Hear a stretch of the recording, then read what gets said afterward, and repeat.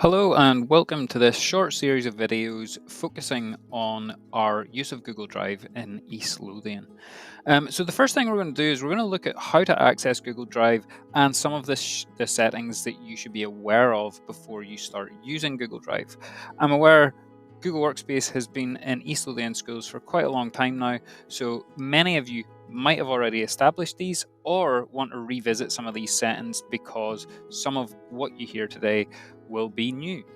So the first thing we want to do is we've accessed Google as a website, and when you're logged into your Edgebuzz account, you will notice that your little avatar, if you have one, if you don't, it'll come up as your initials. Beside this, there's a little button called the waffle. Now, the waffle is how we access lots of the Google Workspace apps. One thing to note is you can reorder these in any way you want just by clicking and dragging and making sure that the ones you use most commonly are at the top. It just makes it so much easier to access the tools that you access most often.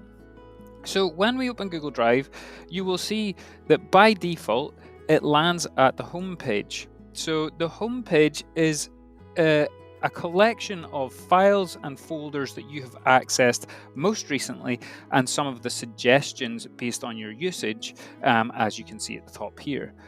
On the left-hand side is your navigation bar, which we will deep dive into a lot of these areas as this series develops.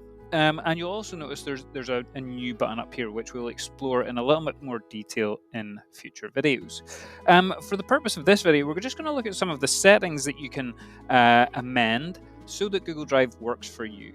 So up in the top right, you'll see I'm signed into my Edgebuzz account. And we've got the little settings cog here, which we can open our settings. Now, by default, a lot of these settings are set, but you can manipulate these in a way that works for you. So working down through these, a lot of them are self-explanatory.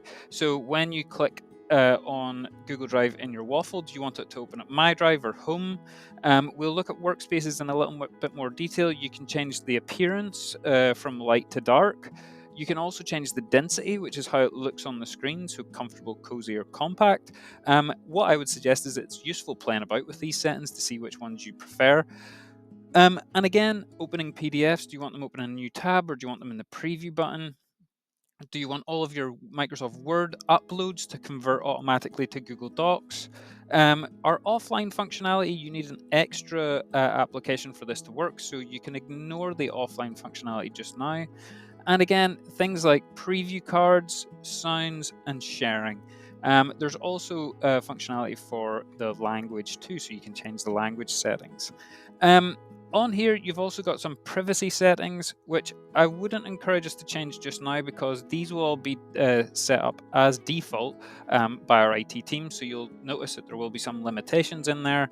But what you can do is you can also set up notifications. So to get updates from your Google items in your browser, or you can get an email every time something from Google Drive has been updated. Now, what I would suggest in the first instance is that you navigate towards the settings and adjust them or amend them in relation to how you use Google Drive.